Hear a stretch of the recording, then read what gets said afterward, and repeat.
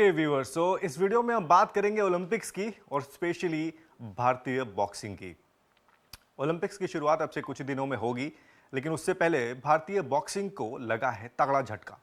क्यों लगा है? क्योंकि एक बॉक्सर, एक महिला बॉक्सर जिनका नाम है प्रवीण हुड्डा, वो अपने वेयर अबाउट्स को वाडा तक नहीं पहुंचा पाई, जिसकी वजह से ऐसा हो सकता है कि वो अपना कोटा खो दें और साथ ही साथ उनके ऊपर में 1.5 साल का सस्पेंशन भी लग जाए। अब ये मामला कैसे शुरू हुआ और कब का है, मैं आपको वो थोड़ा सा तफसील से बताता हूँ। एशियन गेम्स के पहले खिलाड़ी जो थे, उनको अपने वेयर अबाउट्स, यानी कि आप कहाँ हैं, क्या कर रहे हैं, क्या कोई कंपटीशन खेल रहे हैं, कहीं पे ट्रेनिंग कर रहे हैं, कोई प्रैक्टिस कर रहे हैं, इन सब चीज़ों की जानकारी देनी होती है वर्ल्ड टेस्टिंग एजेंसी को। तो यहाँ पर दो चीज़ें हैं। पहली तो इंटरनेशनल टेस्टिंग एजेंसी, जो कि ओलंपिक्स के अंदर में सारे बॉक्सर्स का जो है वो वेयर अबाउट्स का और डोपिंग का ख्याल रख रही है। चूंकि आईटीए के ऊपर आता है वाडा, तो आईटीए रिस्पॉन्ड करती है वाडा को।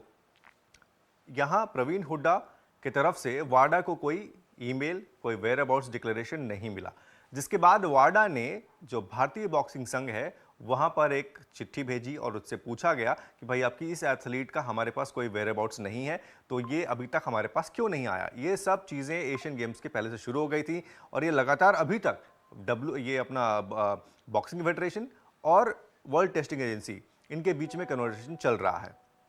अब नौबत यह आ गई है कि ऐसा हो सकता है कि अगर वाडा सेटिस्फाइड नहीं हो जो भी एक्सप्लेनेशंस दिए गए हैं बॉक्सिंग फेडरेशन की तरफ से, तो भारत वो एक कोटा खो देगा, साथ ही साथ एथलीट के ऊपर में सस्पेंशन भी लगेगा, जिसका मतलब होगा कि प्रवीण हुड्डा आपको ओलंपिक्स के अंदर में खेलते हुए नजर नहीं आ सकती हैं। अब मैं आपको ये बताता हूं कि कितने महिला बॉक्सर्स थीं जिनको कोटा मिला था। तो 4 महिला बॉक्सर्स जिनको कोटा मिला था, में सबसे बड़ा नाम पिछले बार का लवलीना, उनको वहां पर कोटा मिला हुआ है। दूसरा नाम निखत जरीन, जो कि स्टार बॉक्सर हैं, उनको कोटा मिला हुआ है। तीसरा नाम प्रीति साई, उनको कोटा मिला हुआ था। और चौथा जो नाम था वो था प्रवीण हुड्डा का, जिनकी तस्वीर आप यहाँ पर देख रहे हैं, और ये 57 किलोग्राम में आती हैं। तो ये एक बड़ी चीज़ है। अब देखना ये है कि भाई बॉक्सिंग फेडरेशन जो है वो वाडा को कैसे कन्विंस करता है कि एक खिलाड़ी किन किन कंडीशंस में आके अपना जो है वेयर अबाउट डिस्क्लोज नहीं कर पाया। हालांकि सोर्सेज हमें बता रहे हैं कि ऐसा जो सोर्सेज हैं वो बता रहे हैं कि भाई प्रवीण ने एक ईमेल भेजा था वाडा को, लेकिन वो वाडा को ईमेल मिला नहीं। प्रवीण के तरफ से जो सोर्सेज हैं वो मैं उसकी बात कर रहा हूँ।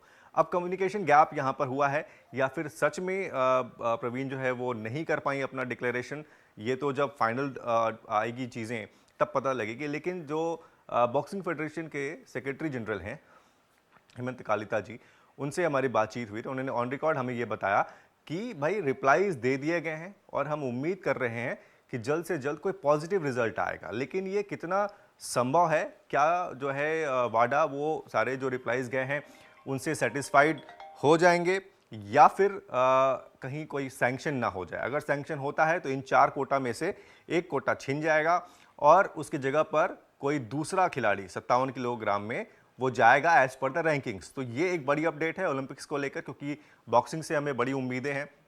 पिछले बार भी लवलीना ने हमें मेडल वहां पर दिलाया था।